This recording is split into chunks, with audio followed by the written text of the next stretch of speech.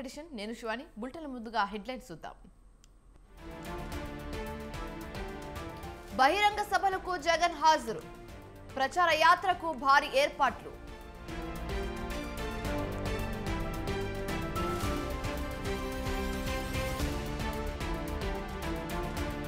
తెలంగాణలో సీఎం రేవంత్ రెడ్డి ఎన్నికల ప్రచారం. ఇవాళ కొత్తగూడెం, కొత్తకోట, సికింద్రాబాద్లో జనజాతర సభలు.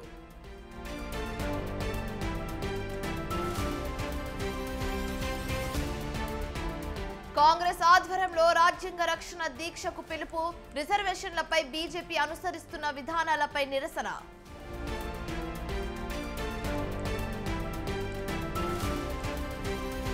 నేడు ఉమ్మడి ఆదిలాబాద్ జిల్లాలో కేసీఆర్ పర్యటన.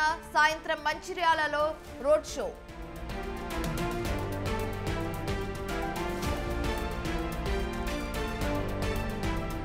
రోహిత్ వేముల కేసులో బిగ్ ట్విస్ట్. కేసును రీఓపెన్ చేస్తున్నామన్న డీజీపీ.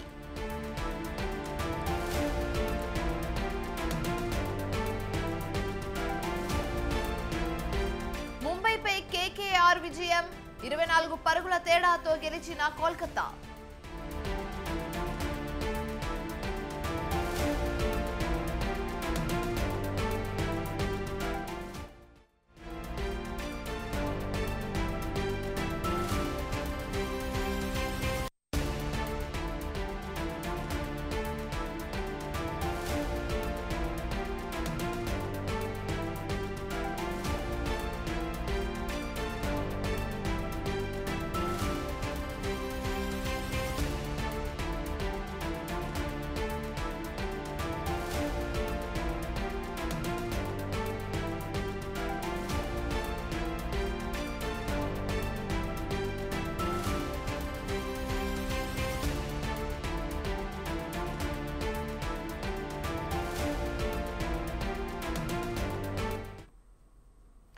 బ్రేకింగ్ న్యూస్ చూస్తున్నాం. Hyderabad central university PhD scholar Rohit Vemula ఆత్మహత్య కేసును రీఓపెన్ చేస్తామని తెలంగాణ డీజీపీ రవిగుప్తా తెలిపారు.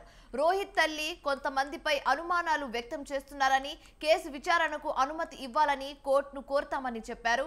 సోషల్ మీడియాలో వచ్చిన వార్తలను నమ్మొద్దన్న ఆయన రోహిత్ ఆత్మహత్యకు కారణమైన దోషులను కఠినంగా శిక్షిస్తామని చెప్పారు.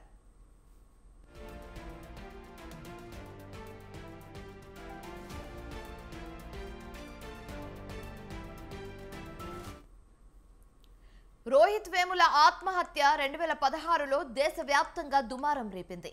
తాజాగా ఈ కేసుపై తెలంగాణ హైకోర్టులో నిన్న మరోసారి విచారణ జరిగింది. ఈ సందర్భంగా 8 ఏళ్లుగా కొనసాగుతున్న రోహిత్ వేముల కేసు విచారణను క్లోజ్ చేస్తున్నట్లు హైకోర్టుకు తెలిపారు పోలీసులు.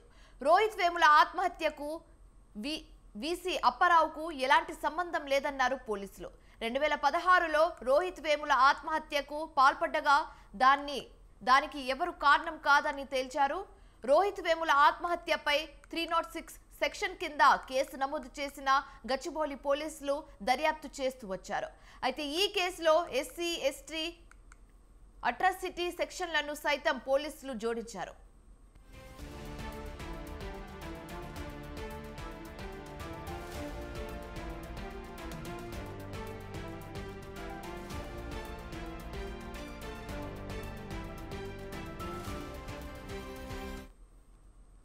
ఇక ఇదే అంశానికి సంబంధించి మరింత తాజా సమాచారం మా ప్రతినిధి పవన్ ఫోన్ ద్వారా అందిస్తారు. పవన్, చెప్పండి. హైదరాబాద్ యూనివర్సిటీకి సంబంధించిన విద్యార్థి వేముల రోహిత్ ఆత్మహత్యకు సంబంధించిన విషయంలో పోలీసులు మరోసారి ఒక దర్యాప్తును కూడా రీఓపెన్ కూడా చేశారు. మొత్తానికి వేముల సంబంధించిన ఆత్మహత్యకు సంబంధించి పోలీసులు దర్యాప్తులో మాత్రము ఎలాంటి ఆధారాలు లభించలేవని చెప్పి కూడా కోర్టుకి ఈ యొక్క నివేదిక అందించడంతో కోర్టు నిన్న ఈ కేసుకు సంబంధించి కూడా కొట్టివేస్తూ ఉత్తర్వులు జారీ చేసింది. అయితే ఈ నేపథ్యంలో చూస్తే మాత్రము దీనిపైన నిన్న ఎస్సీయూ యూనివర్సిటీలో విద్యార్థులు పెద్ద ఎత్తున కూడా ఆందోళన చేశారు. దీంతో పోలీసులు ఈ కేసును రీఓపెన్ చేసినట్లుగా దీనికి సంబంధించి ప్రకటించారు. అయితే వేముల రోహిత్ సంబంధించిన విషయంలో చూస్తే మాత్రము పోలీసులు అటు ఇప్పటికే దీనిపైన పలువురి పైన అనుమానాలు ఉన్నాయని చెప్పి కూడా తల్లి ఇటు ఫిర్యాదు చేయడంతో దీనిపైన కేసు కూడా నమోదు చేశారు. కేసు నమోదు చేసిన నేపథ్యంలో దీనికి సంబంధించి పోలీసులు మాత్రం ఎలాంటి రిపోర్ట్ ఇవ్వకపోవడంతోనే దీనికి సంబంధించి కేసును కూడా క్లోజ్ చేసినట్లుగా ఇటు కోర్టు సంబంధించిన విషయంలో పెద్ద ఎత్తున నిన్న విద్యార్థులు ఆందోళన చేశారు. అయితే ఆత్మహత్యకు సంబంధించిన రిపోర్ట్ లో మాత్రము ఇప్పటికీ 8 ఏళ్లుగా ఈ కేసులో ఉన్న వారందరికీ కూడా ఉపశమనం లభించిందనుకున్నారు. కానీ ఈ కేసుకు సంబంధించిన విషయంలో చూస్తే మాత్రం 2016లో వేముల రోహిత్ ఆత్మహత్యకు పాల్పడగా దానికి సంబంధించిన కారణం ఎవరు లేరని చెప్పి కూడా పోలీసులు తేల్చిన నేపథ్యంలో ఒక 306 సెక్షన్ కింద కూడా కేసు నమోదు చేశారు గచ్చిబౌలి పోలీసులు. అయితే కేసులకు సంబంధించి చూస్తే మాత్రము సికింద్రాబాద్ మాజీ ఎంపీ బండారు దత్తాత్రేయతో పాటు MLC Ramachandra Rao, university of Hyderabad VC అప్పట్లో ఉన్న అప్పారావుతో పాటు కేంద్ర మంత్రి స్మృతి ఇరానీతో పాటు పలువురు సంబంధించిన ఏబీవీపీ నేతల పైన కూడా కేసు కూడా ఉపశమనం దొరికినట్లుగా భావించారు. అయితే దీనిపైన పోలీసులు కేసు రీఓపెన్ చేస్తున్నట్లుగా ప్రకటించారు. దీనిపైన మొదటి నుంచి కూడా మళ్ళీ ఈ యొక్క కేసు సంబంధించి అన్ని ఆధారాలు కూడా సేకరించి విచారణ కొనసాగించనున్నారు. Right, thank you Pawan.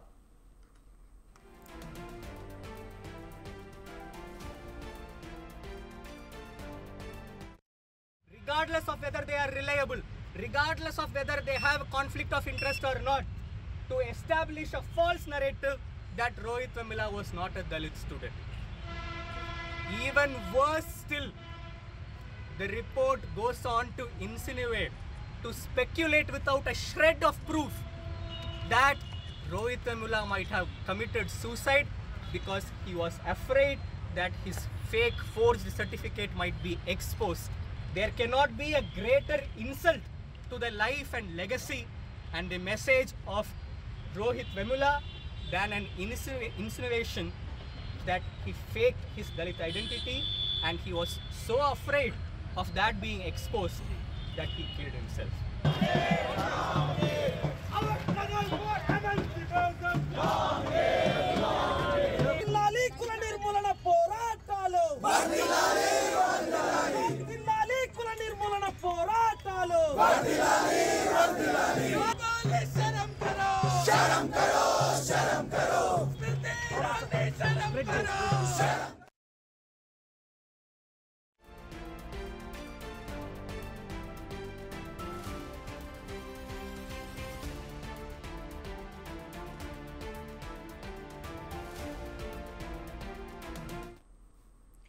ఏపీలో ప్రధాని మోదీ పర్యటన ఖరారైంది. ఈ నెల 6న రాజమండ్రి, అనకాపల్లి, 8న పీలేరు, విజయవాడలో నిర్వహించే బహిరంగ సభలు, రోడ్ షోలో మోదీ పాల్గొననున్నారు. ఆయన సభలు, రోడ్ షోలకు టీడీపీ, జనసేన అధినేతలు చంద్రబాబు నాయుడు, పవన్ కళ్యాణ్ కూడా హాజరు కానున్నట్లుగా తెలిపారు.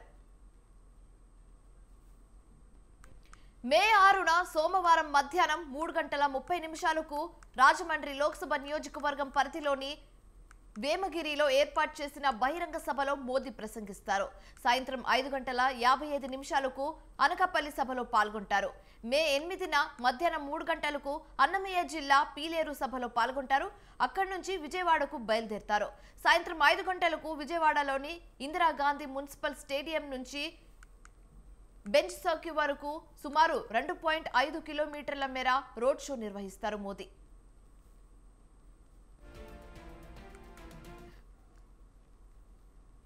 ఎన్నికలు సమీపిస్తున్న వేళ ఏపీ సీఎం జగన్ ప్రచారంలో దూకుడు పెంచారు. రోజు 3 చోట్ల ప్రచార సభలు నిర్వహిస్తూ హోరెత్తిస్తున్నారు. ఓవైపు తాను ప్రజలకు చేసిన మంచిని వివరిస్తూ, మరోవైపు ప్రతిపక్ష పార్టీ తీరును ఎండగడుతున్నారు. పథకాలు కొనసాగాలంటే వైసీపీని గెలిపించాలని, చంద్రబాబు గెలిస్తే పథకాలకు ముగింపు పలుకుతారని ప్రచారం చేస్తున్నారు. జగన్ సభలకు కూడా జనం నిరాంజనాలు పలుకుతున్నారు. మండు టెండర్లను సైతం లెక్క చేయకుండా జనం తరలివస్తున్నారు. అయితే ఇవాళ 3 నియోజకవర్గాలలో సీఎం జగన్ సభలో పాల్గొంటారు. 10 గంటలకు హిందూపురంలో ఎన్నికల ప్రచార సభకు హాజరవుతారు. మధ్యాహ్నం 12:30 పలమనేరులో సభలో పాల్గొంటారు. మధ్యాహ్నం 3 గంటలకు నెల్లూరులో జరగనున్న ఎన్నికల ప్రచార సభకు హాజరవుతారు AP CM Jaganmohan Reddy.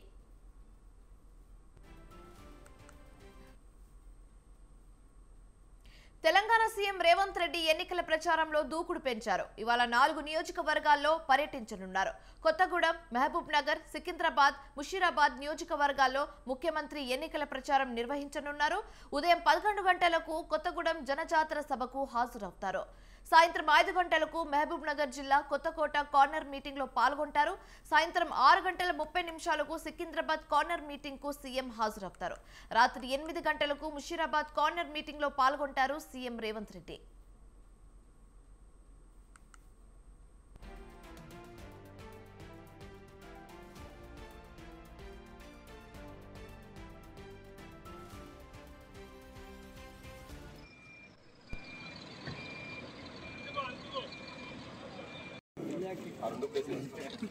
Full అయితే మళ్ళీ ఇక్కడికి వచ్చి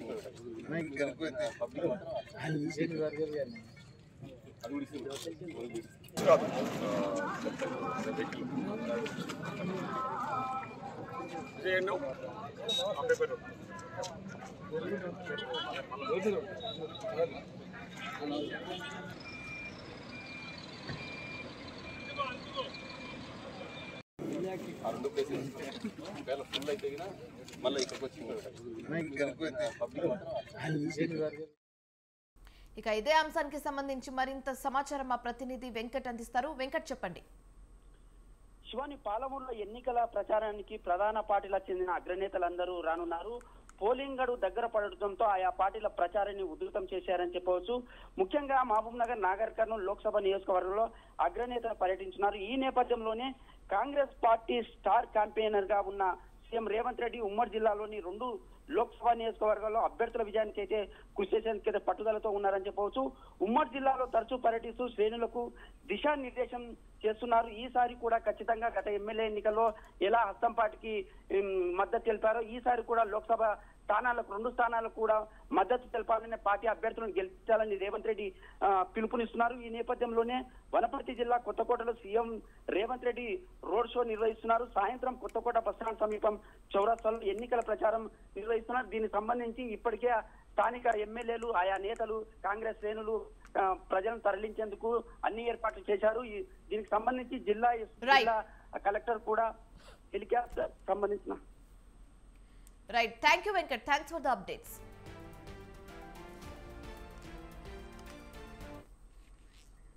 కాంగ్రెస్, బీజేపీ కుమ్మక్కై తన ప్రచారాన్ని అడ్డుకునేందుకు కుట్రలు చేస్తున్నారని బీఆర్ఎస్ అధినేత కేసీఆర్ మండిపడ్డారు. కేంద్ర మంత్రి అమిత్ షా మత ప్రచారం చేస్తున్నా ఎన్నికల సంఘం పట్టించుకోవడం లేదన్నారు. తాను చేనేత కార్మికుల తరఫున మాట్లాడితే ప్రచారంపై నిషేధం విధించారని కేసీఆర్ ఆగ్రహం వ్యక్తం చేశారు.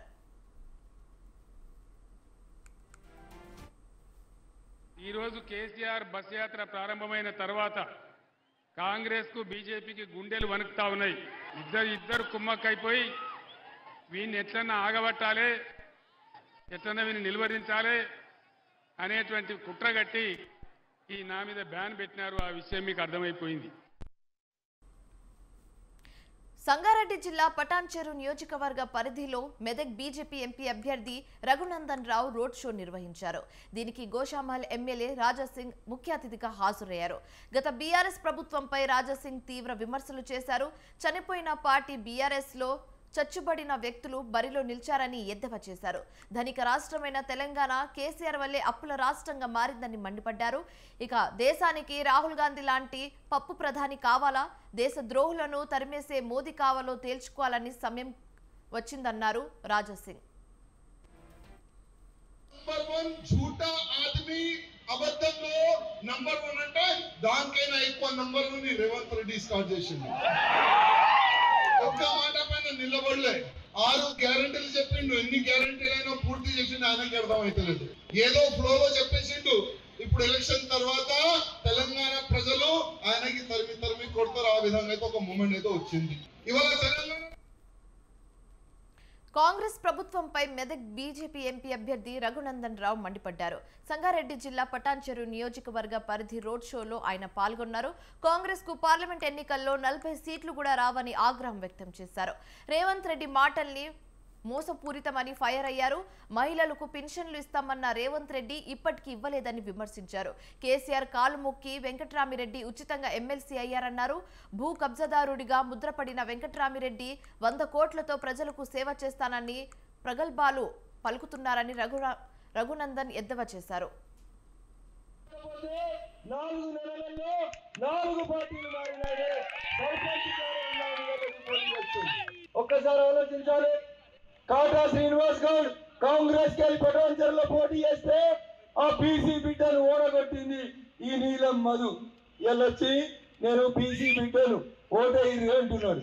మరి నీలం మధు ఆ రోజు నువ్వు పోటీ చేయకపోతే ఇక్కడ కాటా శ్రీనివాస్ గౌడ్ కాంగ్రెస్ గెలుస్తుండే.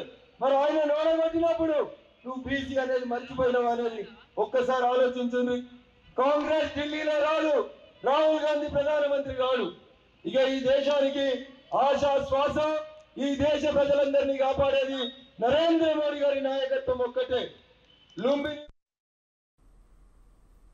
పేదల భూముల్ని కొల్లగొట్టి సంపాదించిన అక్రమ సంపాదనతో కేసీఆర్ ఓట్లు కొనేందుకు సిద్ధమయ్యారని మంత్రి కొండా సురేఖ చెప్పారు. దోచుకున్న ఆస్తులు, దాచుకున్న డబ్బులు కాపాడుకునేందుకు కేసీఆర్ లక్ష్యమంటున్నారు. అయితే సంగారెడ్డి జిల్లా పటాన్చెరు నియోజకవర్గం తెల్లాపూర్లో మెదక్ పార్లమెంట్ ఎంపీ అభ్యర్థి నీలం మధు ఆధ్వర్యంలో జరిగిన సమావేశానికి ఆమె హాజరయ్యారు. మల్లన్న సాగర్ ముంపు ప్రాంతాల రైతుల్ని నట్టేట ముంచిన మాజీ కలెక్టర్ వెంకట్రామిరెడ్డిని ఎంపీ అభ్యర్థిగా నిలబెట్టేందుకు బీఆర్ఎస్ పార్టీ సిగ్గుతో తలొంచుకోవాలన్నారు. బీజేపీ అభ్యర్థి రఘునందన్ రావు తీరుపై విమర్శనాస్త్రాలు సంధించారు. తెల్లాపూర్ మున్సిపల్ కౌన్సిలర్ భరత్ ఆధ్వర్యంలో పలువురు నేతలు, కార్యకర్తలు మంత్రి సమక్షంలో కాంగ్రెస్ పార్టీ తీర్థం పుచ్చుకున్నారు. ఏ విధంగా వస్తారు అబ్బా? రాజ్యాంగంలో అధిక సంఖ్యలో ఉన్నటువంటి ఒక పార్టీ ఉన్నప్పుడు మీరు సంఖ్య తక్కువగా ఉన్నటువంటి ప్రతిపక్షంలో ఉన్న మీరు అధికారంలోకి ఎలా వస్తారని ప్రజలకు మోసం చేస్తా ఉన్నారని ఈ సందర్భంగా తెలియజేస్తా ఉన్నాను. దాని వెనకాల కూడా ఒక కుట్ర ఉంది. ఏంటి అంటే ఎంపీలను బీజేపీకి అమ్ముతాడు, అవసరమైతే ఆయన ఎమ్మెల్యేలను కూడా బీజేపీకి అమ్మి మన కాంగ్రెస్ పార్టీని పడగొట్టే ప్రయత్నం చేస్తాడు కాబట్టి ఆయన మాట మాట్లాడుతూ ఉన్నాడు. కాంగ్రెస్ ఎంపీ అభ్యర్థి రామసాయం రఘురామరెడ్డి విజయాన్ని కాంక్షిస్తూ ఖమ్మం నగరంలో కాంగ్రెస్ శ్రేణులు భారీ ర్యాలీ నిర్వహించాయి. దీనికి ముఖ్య అతిథిగా మంత్రులు తుమ్మల, పొంగులేటి హాజరయ్యారు. అనంతరం స్ట్రీట్ కార్నర్ మీటింగ్ లో బీజేపీ, బీఆర్ఎస్లపై ఫైర్ అయ్యారు.